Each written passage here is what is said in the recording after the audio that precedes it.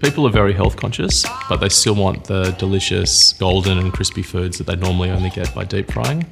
The Element IQ air fry system allows you to have those foods that you love without the guilt. When you choose air fry, what's happening is you're getting a higher temperature and a much higher velocity speed of moving air. What that does is it transmits the heat really quickly to the food that you're cooking, and also it touches a lot more of the food that you're cooking. So it's really suited for things like French fries. We've done a lot of work to optimize the airflow systems in our oven.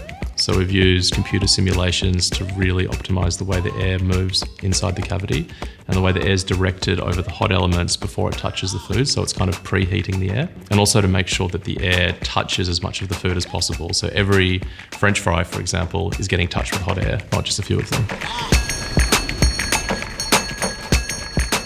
When you choose slow cook inside our ovens, what's happening is we're starting with a slightly hotter temperature for a shorter amount of time to kind of kickstart the cooking process. And then we drop to a very low and slow cooking mode for up to 72 hours. After that period's finished, it drops to a keep warm phase until it's served.